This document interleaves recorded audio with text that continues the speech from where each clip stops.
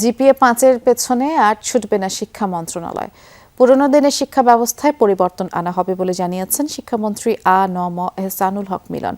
রাজধানীর বিএএফ শাহীন কলেজে জেলা পর্যায়ে বিজ্ঞান চিন্তা উদ্ভাবন প্রদর্শনীর আয়োজনে তিনি একথা জানিয়েছেন। একই অনুষ্ঠানে প্রধান অতিথির বক্তব্যে জিয়াউর রহমান ফাউন্ডেশনের vice president doctor Zubaida Rahman প্রান্তিক শিক্ষাকে এগিয়ে নেওয়ার আহ্বান জানান। সিলন টি রপ্তানিতে শীর্ষে।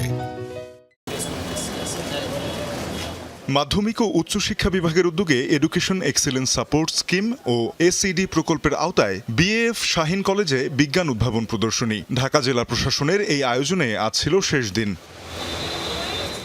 অনুষ্ঠানে প্রধানমন্ত্রীর শিক্ষা ও গবেষণা বিষয়ক উপদেষ্টা মাহাদি আমিন বলেন, সৃজনশীল দেশ গঠনে কাজ করছে সরকার। আমরা সেই বাংলাদেশ গড়ে তুলব যেখানে পাঠ্যক্রমটাকে আরো আধুনিক করে তুলব। কারণ এই বাংলাদেশের প্রতি আমরা বিশ্ব মানচিত্রে মাথা উঁচু করে এগিয়ে যেতে চাই, তাহলে আমাদের যে ডেমোগ্রাফিক ডিভিডেন্ড রয়েছে, একটা বিপুল পরিমাণ তরুণ প্রজন্ম রয়েছে, তাদের আকাঙ্ক্ষাকে ধারণ করে এই রাষ্ট্র বিনির্মাণ হবে। শিক্ষামন্ত্রী বলেন, সরকার শিক্ষা ব্যবস্থার আধুনিকায়নে আর পেছনে ফিরে যেতে চায় না। বলেন, প্রধানমন্ত্রীর নেতৃত্বে বাস্তবমুখী শিক্ষা ব্যবস্থা গড়ে তোলা হচ্ছে। আমরা আর চাই না সেই পুরনো দিনের শিক্ষা ব্যবস্থাকে সামনের দিকে এগিয়ে নিতে। আমরা শিক্ষা মন্ত্রণালয় আগামী দিনে এই জিপিএ+ পাওয়া সেই সোনার হরিণের পিছনে আর চলব না। আমরা সৃজনশীল লেখাপড়া আনব, আমরা বাস্তবমুখী শিক্ষা ব্যবস্থা করব, আমরা হিউম্যান ক্যাপিটাল ডেভেলপমেন্ট করব, আমরা কর্মদক্ষ মানব জাতি আমরা তৈরি করব। প্রধান অতিথির বক্তব্যে ডাক্তার জুবাইদা রহমান বলেন, অনেক শিক্ষা প্রতিষ্ঠানে অবকাঠামো এখনো উপযুক্ত নয়। দেশ এগিয়ে নিতে প্রান্তিক শিক্ষার মানোন্নয়ন জরুরি।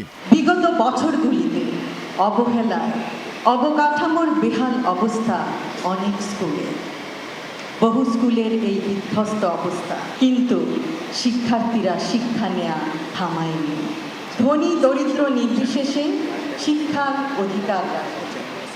শিক্ষার সুযোগকে অনগ্রসর এলাকার জনসাধারণের দ্বার প্রান্তে নিয়ে গেলে প্রতিভা অন্বেষণ ও উপযুক্ত সুযোগ করে দেওয়ার মাধ্যমে সুপ্ত প্রতিভা বিকাশের পথ করা যাবে ইনশাআল্লাহ।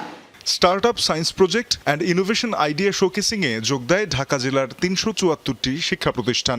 বিজয়ী বীরশ্রেষ্ঠ Noor Mohammad School and College দ্বিতীয় ও তৃতীয় স্থান অর্জন করে রাজুক উত্তরা মডেল কলেজ ও Holy Cross College. Tanzim Shafin, Jamuna News, Dhaka.